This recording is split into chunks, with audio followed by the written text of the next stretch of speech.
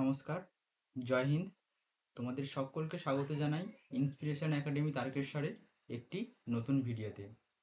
আজকে আমরা আলোচনা করব ভৌতবিজ্ঞানের একটি অধ্যায় বল ও গতি সম্পর্কিত কিছু প্রশ্ন এবং একই সঙ্গে তার উত্তর নিয়ে। চলো বেশি দেরি না করে আজকের প্রথম প্রশ্নের সঙ্গে আজকের আলোচনা শুরু করা যাক। আজ আমাদের সর্বপ্রথম প্রশ্ন হচ্ছে যে সূর্যের চারিদিকে পৃথিবীর প্রদক্ষিণ হলো কোন প্রকার গতি? চলন গতি, বৃত্তীয় গতি, ঘূর্ণন গতি, দোলন গতি। সূর্যের চারিদিকে মানে ধরো সূর্যটি এখানে কেন্দ্র করে রয়েছে, তার চারিদিকে কি সূর্যকে কেন্দ্র করে কি হচ্ছে না পৃথিবী চারিদিক দিয়ে ঘুরছে। এটি হলো এক প্রকার বৃত্তীয় গতি। ঠিক আছে। চলন গতি কোনটা হবে? ধরো একটি জায়গা থেকে যখন একটি নির্দিষ্ট দিকে কোনো বস্তু সরণ হয় সেটি হচ্ছে তার চলন গতি। এটি হচ্ছে চলন গতি, এটি হচ্ছে বৃত্তীয় গতি। ঠিক আছে। ঘূর্ণন গতি কি না কোনো অক্ষকে কেন্দ্র করে যদি তার চারিদিকে ঘুরতে থাকে, ঠিক আছে, যেমন লাট্টু, সেটি হচ্ছে কি না ঘূর্ণন গতি। ঘূর্ণন গতি। এবং দোলন গতি কি? ধরো একটি পেন্ডুলাম, একটি এরকম জায়গায় নিয়ে আসা হলো, পেন্ডুলামকে দড়ি দিয়ে বাঁধা আছে যেটি, ঠিক আছে, সেটিকে নিয়ে এসে ছেড়ে দেওয়া হলো, তাহলে কি হবে? এই যে এইরকমভাবে দুলতে থাকবে, সেটি কি ধরনের গতি? সেটি হচ্ছে তার দোলন গতি। এখানে আমাদের অপশন কি হলো না সূর্যের চারিদিকে পৃথিবীর প্রদক্ষিণ হলো একবার বৃত্তীয় গতি। ঠিক আছে। পরবর্তী প্রশ্ন যে সরণের শুধু মান আছে, শুধু অভিমুখ আছে, মান ও অভিমুখ উভয় আছে, মান ও অভিমুখ কোনোটিই নেই। সরণ কি স্কেলার না ভেক্টর রাশি? সরণ হচ্ছে একটি ভেক্টর রাশি। সরণ একটি ভেক্টর রাশি। ভেক্টর রাশি। ঠিক আছে। তাই সরণের মান এবং অভিমুখ দুটোই থাকবে, যেহেতু সরণ একটি ভেক্টর রাশি। নেক্সট, পরবর্তী প্রশ্ন যে সমবেগে গতিশীল বস্তুর ত্বরণ কেমন হয়? বাড়তে থাকে, কমতে থাকে, থাকে না, মন্দন থাকে। দেখো ত্বরণ কাকে বলে? ত্বরণ হচ্ছে সময়ের সাপেক্ষে বেগ বৃদ্ধির হার। ঠিক আছে। বেগ বৃদ্ধির, ঠিক আছে, বেগ বৃদ্ধি হবে সময়ের সাপেক্ষে। দেখো বলেছি, এবার যেহেতু বলেছি যে সমবেগে, দেখো বেগ বৃদ্ধি পাচ্ছে না সময়ের সাপেক্ষে এখানে, ঠিক আছে, মানে বেগটা হচ্ছে কি না ফিক্সড বা কনস্ট্যান্ট। ঠিক আছে। তাহলে সেক্ষেত্রে কি হবে? এক্ষেত্রে ত্বরণ থাকবে না। কেন? সময়ের সাপেক্ষে বেগের পরিবর্তন হচ্ছে না, যেহেতু বস্তুটি সমবেগে রয়েছে, সেই জন্য এখানে ত্বরণ থাকবে না। ঠিক আছে। পরবর্তী প্রশ্ন হচ্ছে মন্দনের এসআই একক হলো কোনটি? দেখো মন্দন আর ত্বরণ একই জিনিস। ঠিক আছে। ত্বরণ কী ছিল না সময়ের সাপেক্ষে বেগ বৃদ্ধির হার, আর মন্দন কি সময়ের সাপেক্ষে বেগ হ্রাসের হার। ত্বরণের একক কি জানি আমরা? ত্বরণের একক, ত্বরণের একক হচ্ছে সেন্টিমিটার পার সেকেন্ড স্কোয়ার, এটি হচ্ছে সিজিএস। আর এসআই পদ্ধতিতে কি? এসআই পদ্ধতিতে মিটার পার সেকেন্ড স্কোয়ার, এটি হবে মন্দনের একক।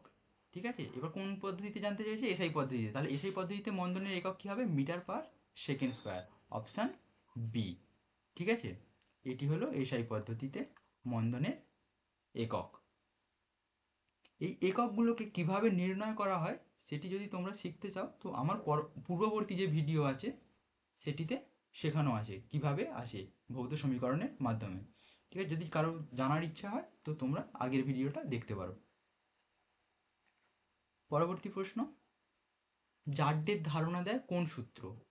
নিউটনের প্রথম গতিসূত্র, নিউটনের দ্বিতীয় গতিসূত্র, নিউটনের তৃতীয় গতিসূত্র, ভরবেগের সংরক্ষণ সূত্র। কোনটি? অপশান হবে কি? অপশান এ, নিউটনের প্রথম গতিসূত্র থেকে আমরা জাড্য সম্পর্কে জানতে পারি। জাড্য কয় প্রকার? জাড্য কয় প্রকার? দুই প্রকার। একটি হচ্ছে স্থিতিজাড্য ও একটি হচ্ছে গতিজাড্য। গতিজাড্য। স্থিতিজাড্যের একটি উদাহরণ, হঠাৎ করে বাসের চলতে শুরু করা। ধরো একটি ব্যক্তি রয়েছে বাসের মধ্যে, ঠিক আছে, যদি হঠাৎ করে যখন বাসটি চলতে শুরু করে তখন কি হয়? লোকটি পিছনের দিকে ঝাঁকুনি দিয়ে চলে আসে। কেন? কিসের জন্য হয়? না, যখন বাসটি স্থির ছিল তখন লোকটি যখন বাসের মধ্যে দাঁড়িয়ে আছে তখন বাস সংলগ্ন যে তার পাটা আছে এবং তার দেহটা পুরোটাই কী ছিল, স্থির ছিল। কিন্তু যখন হঠাৎ করে বাসটি চলতে শুরু করলো তখন কি হচ্ছে না, বাসের সঙ্গে পাটা গতিশীল হয়ে গেল, কিন্তু উপর পোর্শনটা ব্যক্তিটির তখনও স্থির আছে। সেই জন্য হঠাৎ করে মানে ব্যক্তিটি পিছনের দিকে ঝাঁকুনি দিয়ে চলে আসে। এটি হচ্ছে স্থিতিজাড্যের উদাহরণ। গতিজাড্য এর বিপরীত, ধরো চলন্ত বাস হঠাৎ করে থেমে যায়। চলন্ত বাসের ক্ষেত্রে তখন বাসের সঙ্গে যে ব্যক্তিটি রয়েছে সেও গতিশীল, হঠাৎ করে যখন থেমে যাচ্ছে তখন বাসটা থেমে যাওয়ার সঙ্গে সঙ্গে ব্যক্তিটির পাটা থেমে যাচ্ছে, কিন্তু উপরের পর্শনটা মানে মাথার দিকটা ব্যক্তিটির তখনও গতিশীল। সেই জন্য সে কী হবে, হঠাৎ করে ব্রেক কষলে সামনের দিকে ঝুঁকে চলে যাবে। এটি হচ্ছে গতিজাড্যের উদাহরণ। ঠিক আছে, পরবর্তী প্রশ্ন, যে নিউটন ও ডাইনের মধ্যে সম্পর্ক লেখো। নিউটন এবং ডাইন এই দুটি কিসের একক? না, বলের একক। এগুলো হচ্ছে বলের একক। ঠিক আছে, এবার বল এফ, তাই তো, এফ সমান আমরা কি জানি, এম এ। দেখো এই বলটা যখন 1 নিউটন, তখন দেখো যেহেতু এই 1 নিউটন এটি হচ্ছে এসআই পদ্ধতিতে, তখন কি হয়ে যাবে, এই এম এর মানটা কত হবে, 1 কেজি ইন্টু ত্বরণ কত, 1 মিটার/সেকেন্ড স্কোয়ার। ঠিক আছে, এবার দেখো এটাকে আমরা কিসে নিয়ে যাব, ডাইনে নিয়ে যাব, তার মানে কি সিজিএস পদ্ধতিতে নিয়ে যাব। এবার সিজিএস পদ্ধতিতে নিয়ে যাওয়ার জন্য তখন 1 কেজিটা কী হয়ে যাবে না, 1000 গ্রাম ইন্টু 1 মিটার রয়েছে সেটা কী হয়ে যাবে 100 সেন্টিমিটার/সেকেন্ড স্কোয়ার। তাহলে কি হয়ে গেল দেখো, একের গায়ে কতগুলো শূন্য হয়ে গেল, গুণ করে দিলে একের গায়ে 5টি শূন্য। ঠিক আছে, গ্রাম সেন্টিমিটার/সেকেন্ড স্কোয়ার, এই গ্রাম সেন্টিমিটার/সেকেন্ড স্কোয়ারটি হচ্ছে ডাইন। ঠিক আছে, তাহলে একের গায়ে 5টি শূন্য, ডাইন। ঠিক আছে, এবার এটাকে আমরা শর্টে লিখলে দেখো 5টি শূন্য আছে, তাহলে কি হয়ে যাবে 10⁵ ডাইন। ঠিক আছে, তাহলে দেখো কি পেলাম আমরা, না 1 নিউটন সমান 10⁵ ডাইন। অপশান এ সঠিক উত্তর। দেখো পরবর্তী প্রশ্ন বলেছে যে একটি বস্তুর ভরবেগ থেকে ধারণা পাওয়া যায় বস্তুটির কিসের। দেখো ভরবেগ বলতে কি, ভরবেগ হচ্ছে ভর ইন্টু বেগ। ঠিক আছে, দেখো একটি বস্তুর ভরবেগ থেকে কিসের ধারণা পাওয়া যায়, ভরের, বেগের, ওজনের, গতির, কোনটির। ঠিক আছে, একটি বস্তুর ভরবেগ থেকে আমরা ধারণা করতে পারি বস্তুটির গতির। ঠিক আছে, কিভাবে না, ধরো কোনো বস্তুর ধরো ভর রয়েছে একটা নির্দিষ্ট পরিমাণ আর বেগ রয়েছে নির্দিষ্ট পরিমাণ, বেশি করে। ঠিক আছে, ধরো ভরও অনেকটা রয়েছে আর এবং বেগও অনেক। ঠিক আছে, তখন সেই বস্তুটাকে মানে ধরো যদি বস্তুটা গতিশীল থাকে তাহলে তাকে থামানোর জন্য আমাদেরকে অনেকটা বল প্রয়োগ করতে হবে। ঠিক আছে, এবং যদি বস্তুটি স্থির থাকে তাহলে সেটাকে নড়ানোর জন্য আমাদেরকে অনেক বল প্রয়োগ করতে হচ্ছে। ঠিক আছে, তাহলে হিসাব মতো দেখো আমরা দেখতে পাচ্ছি যে যে ভর আর বেগ, ঠিক আছে, মানে ভরবেগ, সেটি প্রকৃতপক্ষে কি না, একটি গতির পরিমাপ। ঠিক আছে, তাহলে কি না, এই বস্তুর ভরবেগ থেকে আমরা কিসের ধারণা পাবো, একটি গতির ধারণা পাবো। পরবর্তী প্রশ্ন হচ্ছে বাইরে থেকে বল প্রযুক্ত না হলে বস্তু সংস্থার রৈখিক ভরবেগ কি থাকে, অপরিবর্তিত থাকে, বাড়তে থাকে, কমতে থাকে, কিছু বলা যায় না। না, বাইরে থেকে বল প্রযুক্ত না হলে বস্তু সংস্থার রৈখিক ভরবেগ সর্বদাই অপরিবর্তিত থাকে। এটি কিসের সূত্র, এটি হচ্ছে ভরবেগের রৈখিক সংরক্ষণ সূত্র বা রৈখিক ভরবেগ সংরক্ষণ সূত্র। ঠিক আছে, রৈখিক ভরবেগ সংরক্ষণ সূত্র সূত্র ঠিক আছে, ইংরেজিতে কি বলে না, কনজারভেশন অফ লিনিয়ার,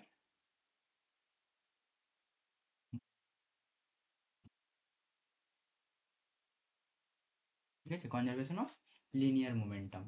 ঠিক আছে, পরবর্তী প্রশ্ন বলেছি, নিউটনের দ্বিতীয় গতিসূত্র থেকে জানা যায় কি, নিউটনের দ্বিতীয় গতিসূত্র থেকে জানা যায় কি, না, যে বস্তুর ভরবেগ থেকে ধারণা করা যায় বস্তুটির গতির পরিমাপ। ঠিক আছে, নিউটনের দ্বিতীয় গতিসূত্রটি কি না?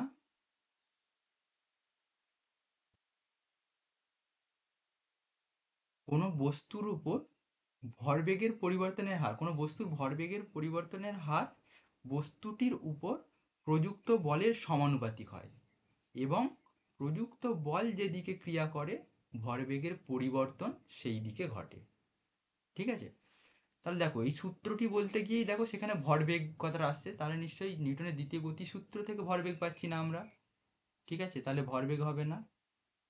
বলটাও যেহেতু দেখো এই সবগুলো হচ্ছে না, তার মানে কি এটাও হচ্ছে না অপশান। দেখো যেহেতু আমরা নিউটনের গতিসূত্র কোন সংক্রান্ত, বল সংক্রান্ত গতিসূত্র, ঠিক আছে, তাহলে বলের সংজ্ঞাটা আমরা এখান থেকে পাচ্ছি না। ঠিক আছে, কেননা এফ সমান এম এ, অলরেডি দেখো আমরা বল সম্পর্কেই বলছি। ঠিক আছে, তাহলে সংজ্ঞা তো নয়, তাহলে আমরা বলের পরিমাপ করছি কিসের মাধ্যমে, এই এম এর মাধ্যমে। তাহলে আমরা কি না এই নিউটনের দ্বিতীয় গতিসূত্র থেকে আমরা বলের পরিমাপ করতে পারি।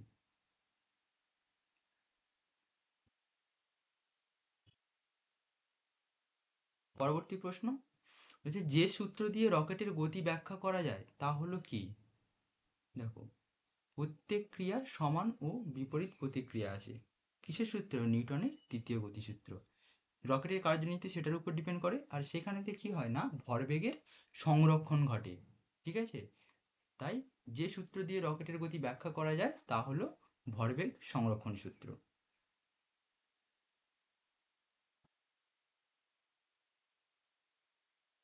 পরবর্তী প্রশ্ন হচ্ছে, কোনটি সঠিক? ক্রিয়া ও প্রতিক্রিয়া বল অসম, ক্রিয়া ও প্রতিক্রিয়া বল একমুখী, ক্রিয়া ও প্রতিক্রিয়া বল একই বস্তুতে প্রযুক্ত হয়, ক্রিয়া ও প্রতিক্রিয়া বল ভিন্ন বস্তুতে প্রযুক্ত হয়। দেখো, ক্রিয়া প্রতিক্রিয়া বল কখন বা কিভাবে কাজ করে। ধরো একটি টেবিল আছে, টেবিলের উপরেতে একটি বস্তুকে বা একটি বইকে রাখা হলো। ঠিক আছে, একটি বস্তুকে রাখলাম আমরা। ঠিক আছে, তখন দেখো বস্তুটি কি হচ্ছে, নিচের দিকে একটি বল প্রয়োগ করছে, সেটি হচ্ছে ক্রিয়া বল, যেটি কিসের সঙ্গে সমান হয়, তার ওজনের সঙ্গে। ঠিক আছে, এটি হচ্ছে ক্রিয়া বল। ঠিক আছে, এই ক্রিয়া বলটা থাকার জন্য নিউটনের তৃতীয় গতিসূত্র অনুযায়ী প্রত্যেক ক্রিয়ার সমান ও বিপরীতমুখী প্রতিক্রিয়া থাকবে সমান কিন্তু। ঠিক আছে, তাহলে কি হচ্ছে, উপরের দিকে একটি প্রতিক্রিয়া বল থাকবে নিউটনের তৃতীয় গতিসূত্র অনুসারে। ঠিক আছে, এটি হচ্ছে আটটি হচ্ছে প্রতিক্রিয়া বল। প্রতিক্রিয়া বল, দেখো এবার অপশানগুলোর সঙ্গে আমরা মেলাই। বলেছি ক্রিয়া ও প্রতিক্রিয়া বল অসম, অসম নয়, মোটেই নয়, কেননা এরা সমান হয়। ঠিক আছে, এই আর সমান সমান ডব্লু হবে। ঠিক আছে, তাহলে এই অপশানটি হবে না। বলেছে ক্রিয়া ও প্রতিক্রিয়া বল একমুখী, না, দেখো আমরা দেখো এখানে কি দেখতে পাচ্ছি, দুজনের মুখ দুটো আলাদা দিকে, তাহলে কি হচ্ছে, এই অপশানটিও হবে না। বলেছে ক্রিয়া ও প্রতিক্রিয়া বল একই বস্তুতে প্রযুক্ত হয়। দেখো একটি বস্তুর ক্ষেত্রে আমরা ক্রিয়া প্রতিক্রিয়া বল কিন্তু আলোচনা করলাম, দুটি ভিন্ন বস্তুর ক্ষেত্রে নয়। তাহলে কি হবে, অপশান সি। ঠিক আছে, আর এই অপশান ডিটা হবে না, কারণ এখানে বলেছে ভিন্ন বস্তুর কথা। ঠিক আছে, তাহলে কোনটি সঠিক হলো না, ক্রিয়া ও প্রতিক্রিয়া বল একই বস্তুতে প্রযুক্ত হয়। ঠিক আছে, পরবর্তী প্রশ্ন বলেছে ভরবেগের এসআই একক হলো। ঠিক আছে, ভরবেগের এসআই এককের মান, একক জানতে চেয়েছে। তাহলে কি ভরবেগ, তাই তো, ভরবেগ সমান কি না, ভর ইন্টু বেগ, তাই তো। তাহলে দেখো ভরের একক কি, এসআই পদ্ধতিতে ভরের একক হচ্ছে কেজি। আর বেগ কি, বেগ হচ্ছে সময়ের সাপেক্ষে অতিক্রান্ত দূরত্ব, সেটাই হচ্ছে বেগ। এসব মধ্যে কি দূরত্ব মানে কি, ডিস্ট্যান্স, সেটাকে আমরা কি দিয়ে লিখি, একক, একক কি মিটার পার সেকেন্ড। তাহলে দেখো কি হয়ে গেল, এটা কেজি মিটার পার সেকেন্ড। এটি হচ্ছে ভরবেগের এসআই একক। কোনটি হবে, অপশান বি। দেখো এখানে রয়েছে, দেখো এটি হচ্ছে সিজিএস পদ্ধতিতে। ঠিক আছে, আর এইগুলো তো সব বলের একক, নিউটন, বল, জুল, এখানে কার্য। ঠিক আছে, নেক্সট পরবর্তী প্রশ্ন। হ্যাঁ, এবার দেখো যে এই যে আমরা বের করলাম এই যে মানটা কীভাবে আসে, এই যে ভরবেগ সমান ভর ইন্টু বেগ। ঠিক আছে, এইটি হচ্ছে কীভাবে করা হয়, আমার একটি পূর্বের ভিডিও আছে, সেখানে তোমরা এটা সম্পর্কে জানতে পারবে। যদি তোমাদের কারো জানার ইচ্ছা থাকে তোমরা সেই ভিডিওটি গিয়ে দেখতে পারো। পরবর্তী প্রশ্ন হচ্ছে, কে সর্বপ্রথম গতিতে জড়তার ভূমিকা নিয়ে আলোচনা করেন? জড়তা বলতে যে জাড্য ধর্ম। ঠিক আছে, জড়তা বলতে, জড়তা বলতে জাড্য ধর্ম। জাড্য ধর্ম কার গতিসূত্রে পাই আমরা? নিউটনের গতিসূত্রেই তো, প্রথম সূত্র থেকে তো আমরা জাড্যের সম্পর্কে ধারণা পাই। তাহলে কে আবিষ্কার করেন এটি? Sir Isaac Newton. ঠিক আছে, পরবর্তী প্রশ্ন হচ্ছে কোনো বস্তুর ওজন ক্রিয়াশীল হয় যে জন্য। দেখো, একটি বস্তু তার ওজন কিসের জন্য রয়েছে এইদিকে, ঠিক আছে, ডব্লু সমান mg। ঠিক আছে, এটি হচ্ছে বস্তুর ওজন। দেখো, এর আগে আমরা একটা যখন প্রশ্ন করছিলাম এখানে, দেখো উপরের দিকে কি ছিল? প্রতিক্রিয়া বল, আর নিচের দিকে ছিল ক্রিয়া বল। এই ক্রিয়া বলটাই হচ্ছে ডব্লু বা ওজন। ঠিক আছে, তাহলে কিসের জন্য হচ্ছে না, এক প্রকার বস্তুর উপর যে ক্রিয়াশীল বল সেটার জন্য। ঠিক আছে, তাহলে কি দেখো, অপশান সি সঠিক উত্তর, বস্তুটি দ্বারা ভূমির উপর ক্রিয়াশীল বল, এটি হচ্ছে কি না ওজনের পরিমাণ। নেক্সট আমাদের পরবর্তী প্রশ্ন বলছে কোন রাশির একক হলো ডাইন এবং সেকেন্ড। এটি আমাদের আজকের শেষ প্রশ্ন। ঠিক আছে, দেখো বলেছে ডাইন টু সেকেন্ড। ঠিক আছে, দেখো ডাইন কিসের একক হয়? ডাইন হচ্ছে বলের একক। ডাইন হচ্ছে বলের হচ্ছে কি একক? সিজিএস। ঠিক আছে, এই ডাইন সমানই কি, যখন 1 নিউটন সমান 10⁵ ডাইন আমরা হচ্ছে প্রমাণ করছিলাম। ঠিক আছে, যখন আমরা প্রমাণটা করলাম এখানে, দেখো এই ডাইন সমান কি লিখেছিলাম আমরা? গ্রাম সেন্টিমিটার সেকেন্ড স্কোয়ার। ঠিক আছে, সেটা আমরা ওখানেতে বসাবো। ঠিক আছে, দেখো ডাইন সমান কি তাহলে? গ্রাম সেন্টিমিটার পার সেকেন্ড স্কোয়ার ইন্টু তার সঙ্গে কি আছে আর একটা সেকেন্ড, তাহলে এই যে একটা সেকেন্ডের সঙ্গে একটা সেকেন্ড কেটে গেল, তাহলে কি হয়ে গেল আলটিমেটলি গ্রাম সেন্টিমিটার পার সেকেন্ড। দেখো এই গ্রাম, এটি কিসের একক? এটি হচ্ছে ভরের সিজিএস একক। তাহলে কি হয়ে গেল ভর ইন্টু তার সঙ্গে কি রয়েছে দেখো সেন্টিমিটার পার সেকেন্ড, মানে কি দেখো দূরত্ব সময়ের সাপেক্ষে, তাহলে কি এটি বেগ, তাই তো? তাহলে কি হয়ে গেল আলটিমেটলি এটি ভর বেগ। ঠিক আছে, তাহলে এই ডাইন সেকেন্ড এটি কিসের একক? ভরবেগের একক। ঠিক আছে, এই যে কিভাবে হলো সেটিও কিন্তু আমার এই যে পূর্ববর্তী একটি ভিডিও আছে, ঠিক আছে, সেখানে দেখানো আছে যে ভৌত সমীকরণের মাধ্যমে কিভাবে আমরা যে কোনো ভৌত রাশির মান এবং মাত্রা সকল প্রকার নির্ণয় করতে পারি। ঠিক আছে, তোমাদের যদি খুবই প্রয়োজন হয় তো তোমরা ওইটি দেখতে পারো। আর তোমাদের সকলকে এতক্ষণ আমাকে সময় দেওয়ার জন্য। তোমরা যে যেই প্ল্যাটফর্ম থেকে ভিডিওটি দেখছো, কেউ যদি ইউটিউব থেকে দেখে থাকো তাহলে তোমরা অবশ্যই লাইক করে দিও যদি ভিডিওটি পছন্দ হয়, এবং যদি ইনফরমেটিভ লাগে তো তোমরা তোমাদের বন্ধুদের সঙ্গে এটি শেয়ার করতে পারো, এবং পরবর্তী ভিডিওর জন্য তোমরা চ্যানেলটিকে সাবস্ক্রাইব করে রাখতে পারো। এবং তোমরা যদি এটি ফেসবুক থেকে দেখে থাকো তো পেজটিকে অবশ্যই ফলো করে দিও এবং ভিডিওটিকে লাইক করো। ধন্যবাদ তোমাদের সকলকে। এবং তোমরা যদি আমাদের যে একাডেমি সেখানে যদি কোনো রকমভাবে অফলাইনে কোনো রকম ব্যাচ এনরোলমেন্ট করতে চাও তো সেটার জন্য তোমরা এই যে নাম্বারটি দেওয়া রয়েছে 9051162468, এই নাম্বারে ফোন করে যোগাযোগ করে নিতে পারো। আবারও তোমাদের সকলকে ধন্যবাদ এতক্ষণ আমাকে সময় দেওয়ার জন্য।